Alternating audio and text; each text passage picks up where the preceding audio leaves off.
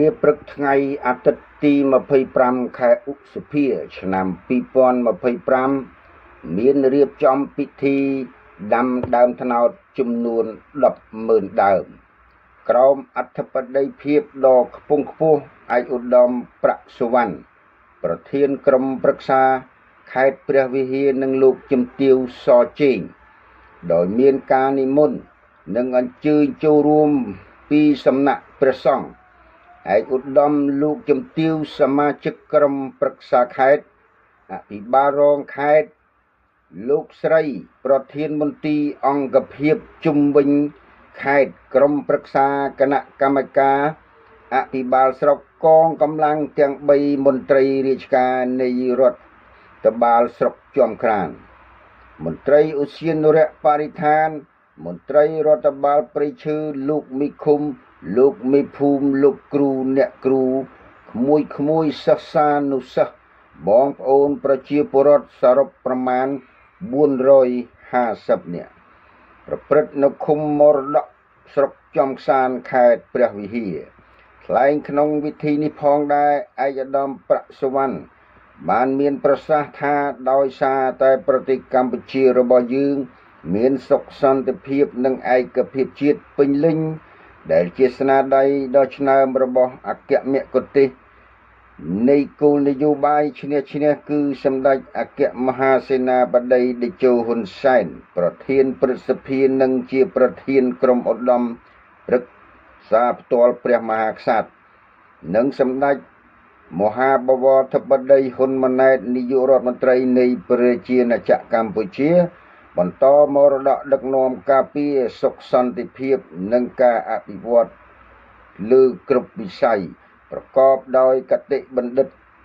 លាវៃនិងធម៌ពលខ្លាំងក្លាទើបបងប្អូនប្រជាពលរដ្ឋនិងគ្រួសារកងទ័ពរបស់យើងមានឱកាសបានមករស់នៅបង្កើតផលចិញ្ចឹមជីវិតនៅតាមបណ្ដោយព្រំដែនប្រកបដោយសុខដុមរមនាជាពិសេសនៅឃុំមរតកជាំខ្សានខេត្តព្រះវិហាររបស់យើងពិតណាស់ថាតាំងពីសម្ដេចតេជោរហូតសម្ដេចបវរធិបតីនាយករដ្ឋមន្ត្រីតែងតែយកចិត្តទុកដាក់ទាំងលើគោលនយោបាយចរចាជាមួយប្រទេសជិតខាងដើម្បីឲ្យតំបន់ព្រំដែនក្លាយជាព្រំដែនសន្តិភាពក៏ដូចជាគោលនយោបាយលើកកម្ពស់ជីវភាពរស់នៅរបស់គ្រួសារកងទ័ពនិងបងប្អូនប្រជាពលរដ្ឋនៅតាមបណ្ដោយព្រំដែនតាមរយៈការផ្ដល់ដីលំនៅឋានផ្ទះសម្បែងនិងដីកសិកម្មកសាងហេដ្ឋារចនាសម្ព័ន្ធតភ្ជាប់ការជំរុញលើកទឹកចិត្តការវិនិយោគលើវិស័យកសិកម្មមានដំណាំកៅស៊ូស្វាយចន្ទីស្រូវពូជសណ្ដែកត្នោតស្វាយជាដើមព្រមទាំងការស្វែងរកទីផ្សារកសិផលការផ្ដល់ទុនក្នុងអត្រាប្រាក់ទាបនិងការដាក់ចេញនូវគោលនយោបាយបញ្ញកោណដំណាក់កាលទី1ប្រកបដោយភាពវៃឆ្លាតត្រឹមត្រូវច្បាស់លាស់និងប្រកបនិយមរបស់សម្ដេចមហាបវរធិបតីហ៊ុនម៉ាណែតនាយករដ្ឋមន្ត្រី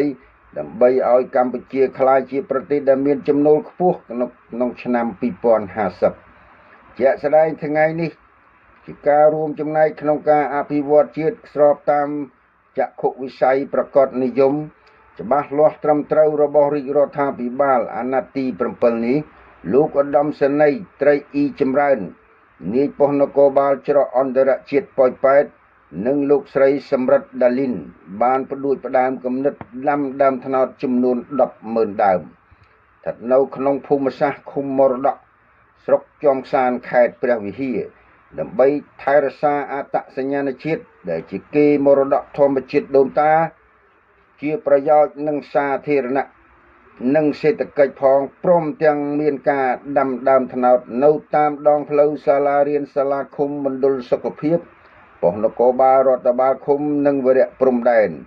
សរុបចំនួន5000ដើមផងដែរឯកឧត្តមប្រធានក្រុមប្រឹក្សាខេត្តបានបន្តថាក្រៅពីតម្លៃនៃអត្តសញ្ញាណជាតិនិងជាមរតកវប្បធម៌ខ្មែរដើមត្នោតពិតជាមានអត្ថប្រយោជន៍ផ្នែកសេដ្ឋកិច្ចមិនចាញ់ដំណាំកសិឧស្សាហកម្មមួយចំនួនឡើយ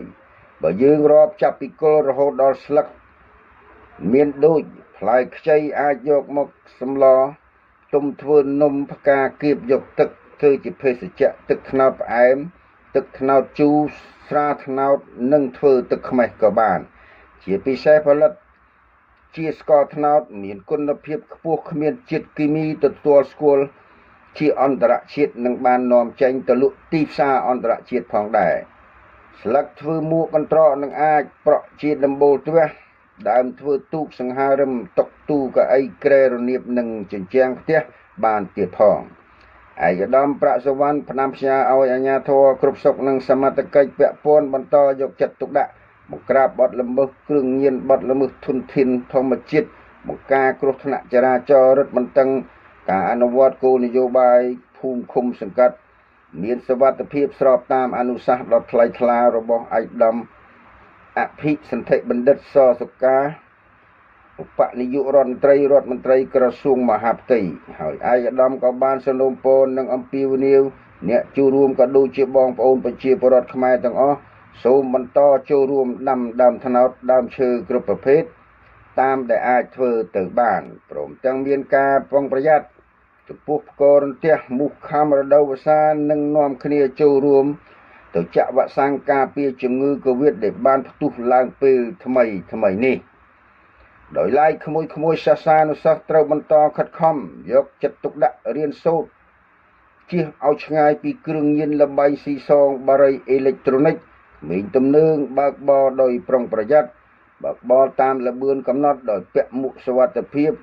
ដើម្បីឲ្យក្លាយជាទំពាំងស្នងរិស័យនិងជាសសរទ្រូងសម្រាប់ប្រទេសជាតិនាថ្ងៃអនាគត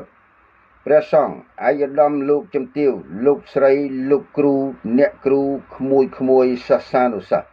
បងប្អូនប្រជាពលរដ្ឋដែលបានចូលរួមក្នុងកម្មវិធីនេះបានចូលរួមដាំដើមត្នោតជានិមិត្តរូបគ្រប់គ្នាប្រកបដោយស្នាមទឹកមុខញញឹមពោពេញទៅដោយសេចក្តីរីករាយ